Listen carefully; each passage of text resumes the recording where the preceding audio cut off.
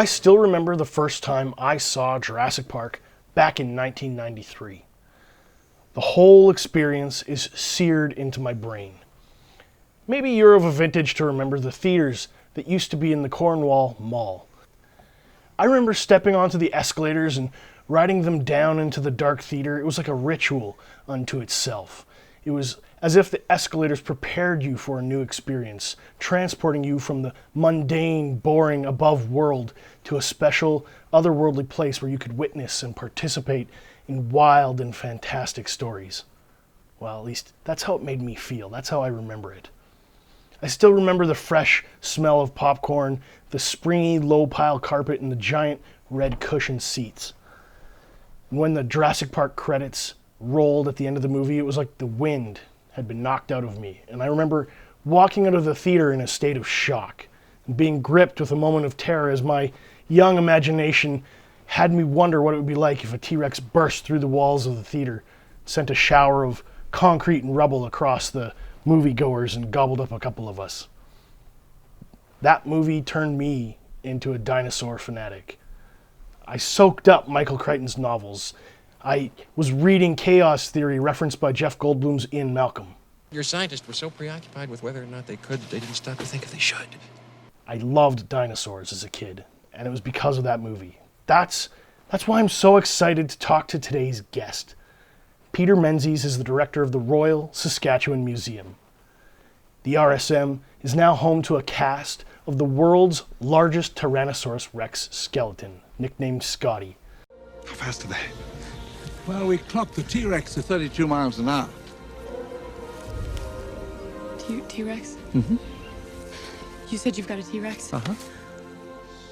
Say again. We have a T-Rex. And I've been bugging Peter for weeks to come on the show, drink a beer with me, and talk all about Scotty and the dinosaurs. Peter, welcome to the show. Thank you. Thank you. It's a pleasure to be here. 1993, eh? That was your moment? 1993. That's the year before the dig started to get Scotty out of the ground and into the lab. And it was 2 years after we first came across him. Scotty's a Saskatchewan dinosaur? Scotty is a Saskatchewan dinosaur. Scotty is the biggest, baddest carnivore that ever walked the earth that's ever been discovered. And it was in southern Saskatchewan, down south of East End by the Cypress Hills there, almost towards Frontier, about a 40-minute drive south of East End, in pretty much the middle of nowhere. Do they find lots of dinosaurs out there?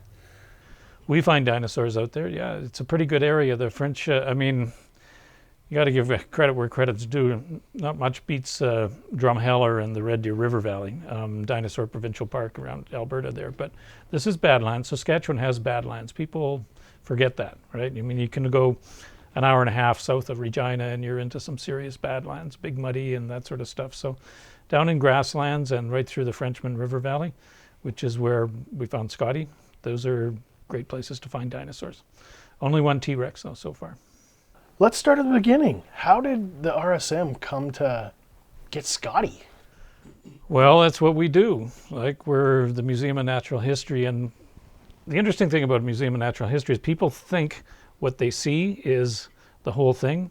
When you see when you go through the exhibits in the galleries, you're really just seeing the tip of the iceberg, right? We have teams of researchers. We have a paleontology unit. We've got one of the world's leading experts in discovering, speaking of Jurassic Park, creatures in amber, right? The mosquito, remember? Yeah. Right? Okay, so we got a guy who does that, probably definitely one of the best in the world. Another guy who's tops in his field in this hemisphere for sure is Dr. Corey Sheffield, and he's an expert on bees and pollination matters. Anyway, to get to your question,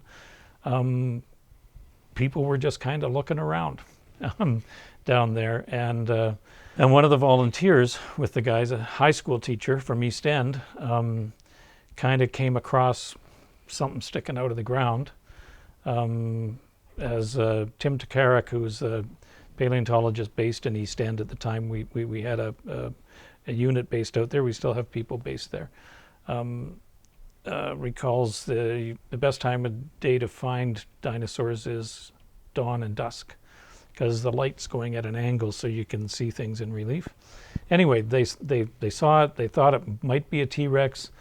I mean, you just don't start digging, right? So they covered it up, went about their ways, and then it took them 3 years to come back, where they'd got the resources together to put a team together to come back and find it. That must be dig it out. Pretty basically. painful to wait 3 years just to dig up a T-Rex.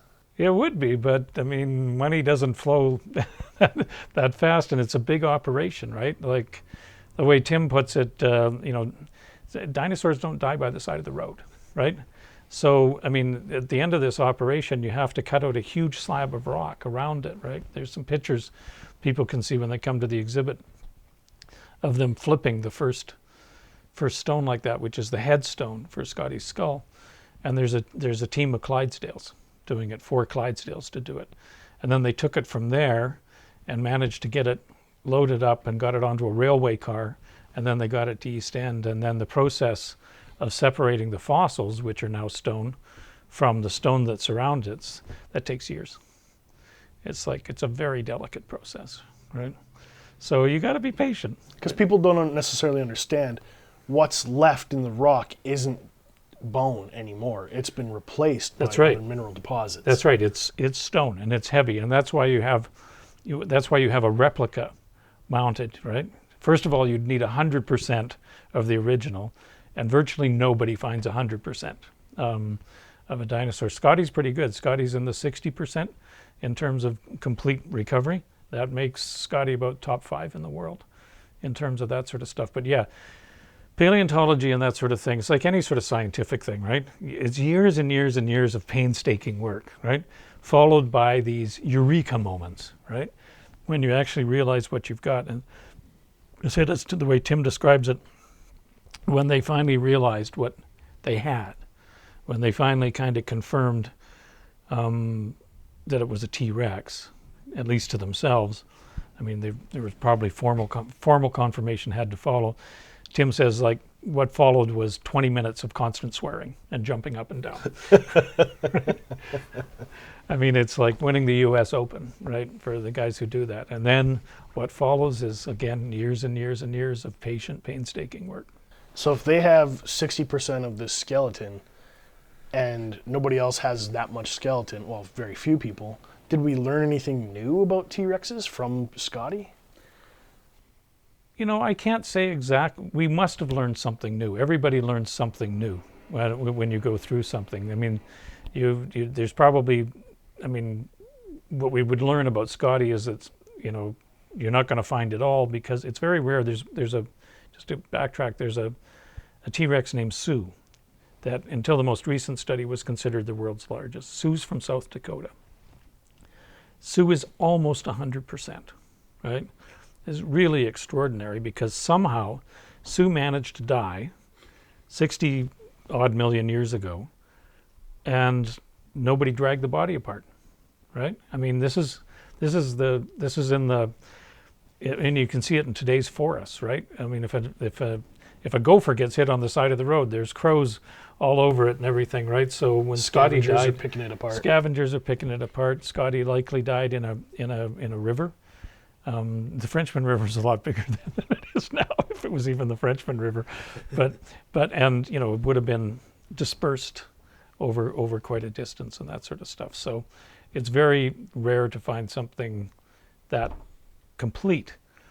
But that said, every time one is found, there's probably a part that hasn't been found before, in a way that hasn't been found before, in a place that hasn't been found before.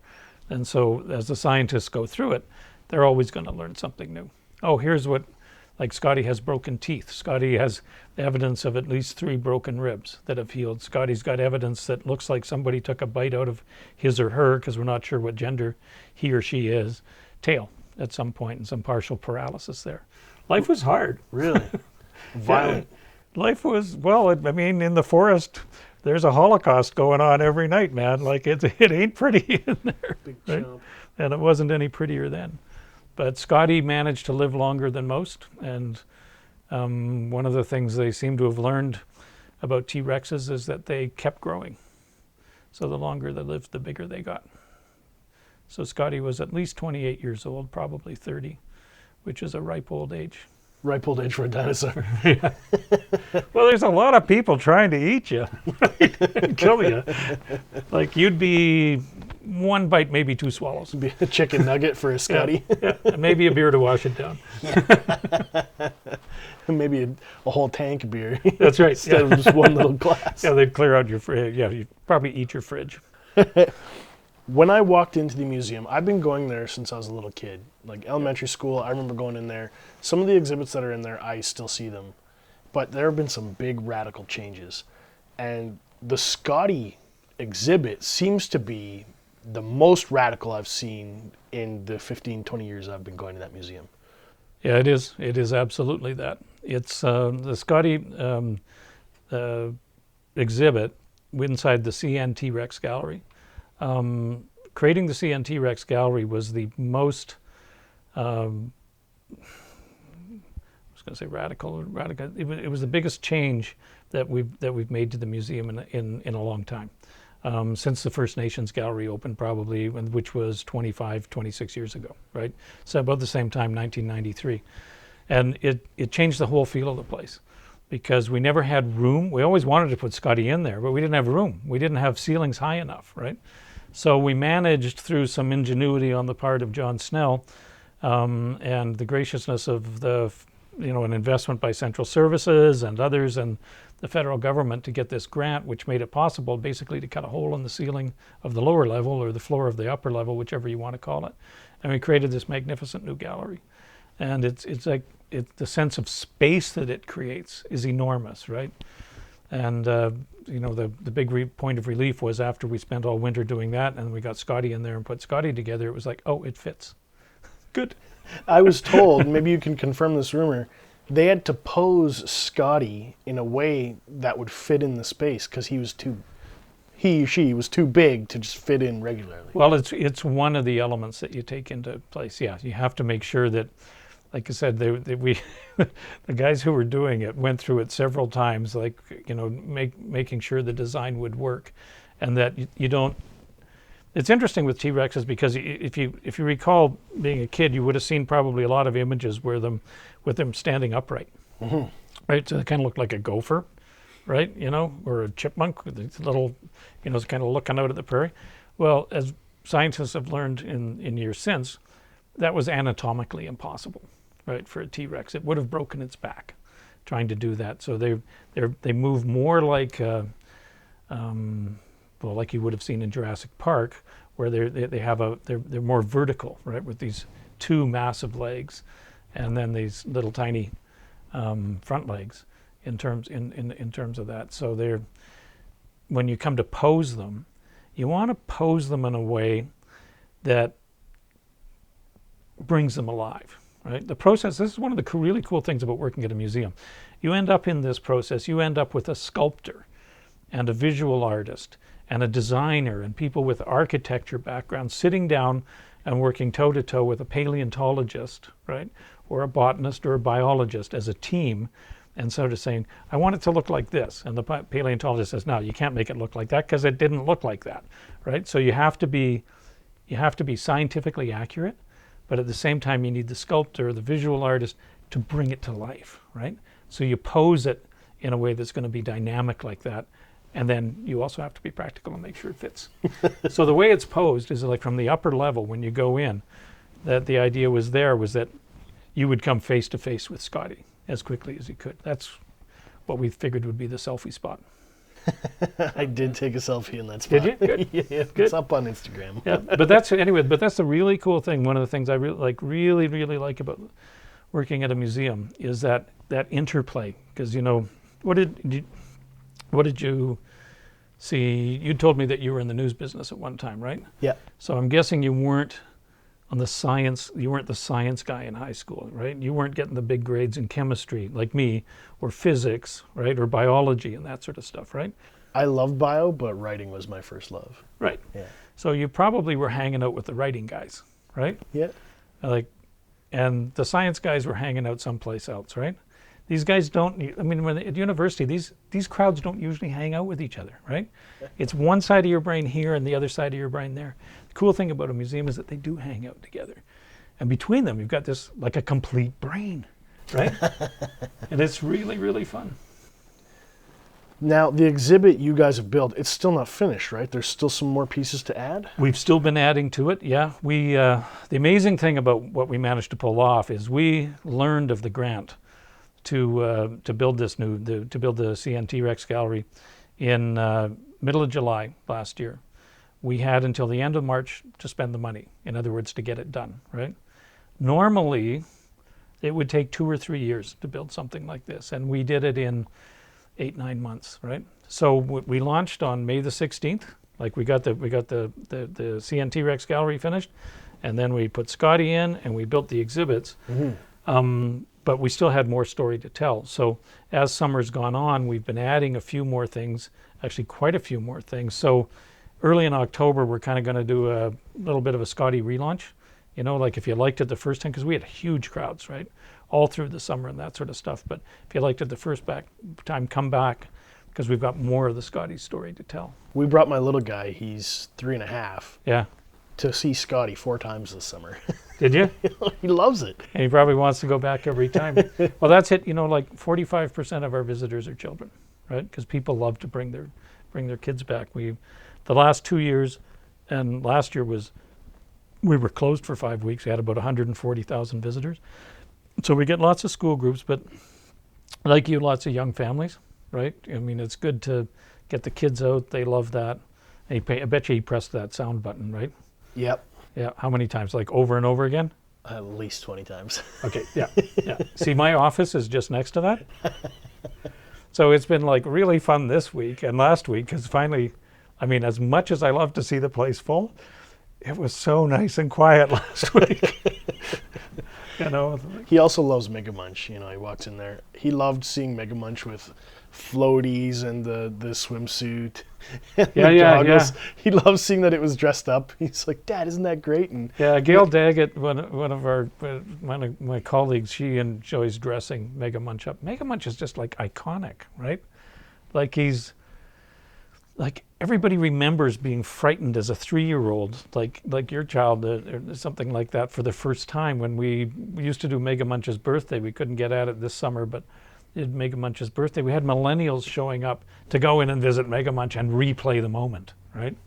Like when I first got this job here, I put a posting on Facebook, and my nephew, who now lives in Halifax, but was born and raised in Regina, the only comment I got is Mega Munch still there, right? Everybody remembers that, right? Because prior to this year, that was the biggest year in the last 50 years or so of RSM attendance, was the year Mega Munch came in. T-Rex, man, they're... So we should do a movie like Scotty versus Mega Munch, you know? You could do it. Yeah. They have the technology. Yeah. Isn't there some guy in town that makes games, right? I found him on Twitter. He's a Regina Game Development or something like that. They've been coming out with video games about Regina. Oh. We need to talk him into doing a Scotty versus Mega Munch. I don't know who that is. I haven't met him yet. Oh, what's his name? It'll come to me before this conversation's over. When you were a little kid, everybody had a favorite dinosaur. What was yours? I think it would probably be Triceratops. Triceratops? Yeah, which is a good fit actually, because we might have only found one T-Rex in Saskatchewan, but there's lots of Triceratopses. You know, like they've kind of got that big fan behind their... The frill? The frill, yeah, that fans out, the frill that fans out behind them, and the sort of very powerful front end, and they're just such an exotic-looking creature, right? That I mean, some of them are, most dinosaurs anyway, are kind of impossible to imagine. You know, like you couldn't imagine them, right? So I mean, the first discovery of them, and I think it continues to take people's breath away. Like, wow, that used to be here, right? This is what that used to look like. Southern Saskatchewan used to be a rainforest, right? But it's like a lot of years ago. But yeah, the Triceratops I always thought was pretty cool. All this talking about dinosaurs made me a little thirsty. Right. So why don't we dip into some beer? Sure. Cheers. Cheers. This is one of our most popular seasonal offerings. It's our Hazy IPA, 6% ABV.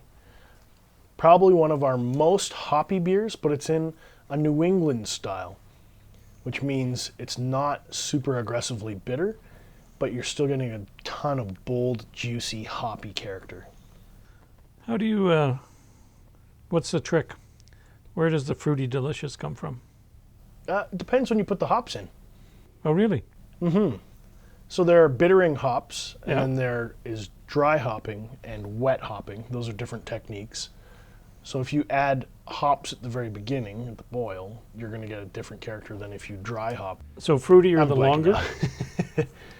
It depends. Sort of like it's a fermentation process? I Or it's a believe it brewing happens process? before the fermentation. Okay. So you finish the boil, you crash the beer's temperature, and then you push it through the hop back or the hop torpedo, and you extract all the oils from the hops themselves. The hops are kind of like sticky and tacky when you touch them. Yeah, yeah. And then what you do is you extract as much oil as you can and get it into the beer, and that's where the flavors and the aroma comes from. So if you take your glass and you kind of swirl it like this Yeah. It's like it would a good wine. and put your nose right in there, tell me what you smell. It's a very distinctive and certainly quite pleasant odor. I'm not even sure what that how to describe that. We kind It's of fruity. push people towards fruity and tropical. Yeah. Yeah. Yeah, I guess it would be tropical. It's like almost like well, I'm trying to think of a tropical fruit. But yeah, no, it's really good. But it's all from the hops, right? Yeah. That's what I really, because you run into sort of summer beers at places, and they basically taste like a Radler, Yeah. you know, too often. So I don't like it. Well, I do like in the summertime to have a nice cold beer that, you know, it's not heavy at all in terms of that. Like the 6% would probably give me a good snooze in the hammock in no time, but the flavor's rewarding like that too. It's fun. Yeah, I like it. It was an experiment. Brewmaster Dave had been working on this recipe for over a year. He kept pitching the idea. He's like, we got to do a hazy. We got to do a hazy. And, Yeah. you know, they were just like, wow, maybe not yet, maybe not yet. And then he came out with this, and they were like, oh, this is going to be a thing. So we launched it, and it's been one of the So fastest. when did you launch it? Earlier this year. Earlier Yeah. this year? Yep. Summer's almost In over? the spring. It's been one of our fastest all-time sellers. Really? Just bonkers. Yeah. And people have been buying it faster than we can get the ingredients to brew it.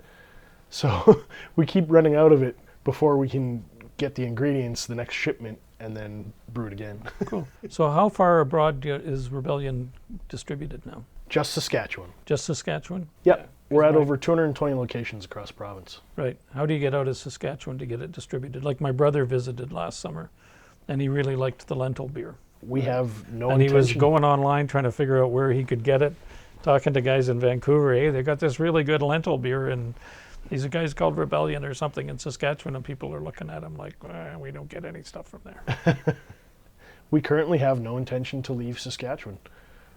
We still got plenty of room to grow here, and we're still trying to meet local demand. People here are really thirsty, and we're just trying to keep up. Well, I mean, they should be, but it's also like I've learned being here, it's also like one of the best cities around for, like it was in the top 30 or something like that globally for being a craft beer. There was an article that came out a few months ago, but we were ranked, I think, 23rd 23rd? in the Yeah. world. For, We were ahead of Amsterdam. I mean, I remember looking at that and saying, wow, we're ahead of Amsterdam. How can that be? And then somebody explained, well, it's just the variety of things that you have to start with. We're trying to put us on the map Yeah, well, you have. as a beer city. No, but you have. Well, thank you. Yeah, because it's that catches a lot of people's attention, and when they come to town, of course, you know, everybody has a job to do, and you got to take people drinking beer. This one, you know, I really think you should take some. hop over to Takeaway Gourmet in the Cathedral District. Yeah. It's a cheese shop. Yeah. Just bug Alina or her staff and just yeah. get them to recommend some nice cheeses to go with it. Yeah. A really soft chev, and then you get like some raisins and grapes and crackers, and you just pair it with this, and you get all those flavors, and you can get that. Yeah, that's fabulous. Like, I'm a big interplay. cheesehead anyway, so that would be perfect. Yeah, I can imagine that right now with that. That would be, yeah, just my little cheese tray with. Her palate's those so and, good. Yeah. She'll take care of you. Her palate is like amazing, and her nose is really good. If you tell her you wanted to pair hazy with something, she'd know exactly what to get you. Oh, that's great. Yeah, that's great. I'll have to get the details when we're done here, because that'd be awesome. It's time for a cheese run for sure. Deadly. Yeah, that's great. That's amazing. Well, good luck. It's great to hear this was such a success, because it sure tastes successful, and that's perfect timing, especially in a place. You know, I don't think I've lived in a lot of places. I don't think I've ever lived in a place that has better summers Yeah. than Saskatchewan, and that must be a very good thing for selling beer. Right? Summertime is the time. You know, because the summers are really nice. They're not too humid. You know, like down east, you can get Ottawa, Toronto, July and August. You know, I can do without them. I mean, you can't walk around the block without sweating through your shirt, right? So here it's nice and arid like that, and there's beaches nearby and lakes and stuff. So it's a good summer place, right? So it's no wonder the beer business is booming. Okay, one last dinosaur question for you. Sure. Did T-Rex have feathers? I thought I saw a picture in the exhibits that showed young T-Rexes with feathers. That is the prevailing view these days, is that particularly the hatchlings would have been quite downy and cuddly. They would have eaten your arm off. But before that, it would have been quite a downy and cuddly experience. Yeah, they were.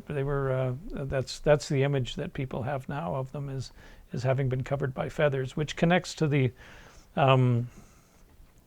prevailing view. And this is one of the things that's emerged over the years, probably since Scotty was first discovered, is that dinosaurs are far more connected to birds than people thought before. So when you go and see Scotty, or if anybody listening goes and sees Scotty, just take a look at the foot and tell me that doesn't look like a giant chicken's foot.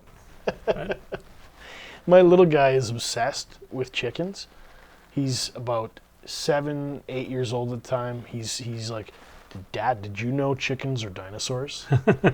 He's saying he did a book report on chickens. Yeah. And his teacher's like, he's really into this chicken thing. Yeah. And I'm like, because it's dinosaurs. Yeah. No, it's fascinating, and it's what, like I said, science is always discovering more and more and more. So there's always new things to learn and that sort of stuff. And our amber expert also, one of his discoveries in the last couple of years has been a feather in amber.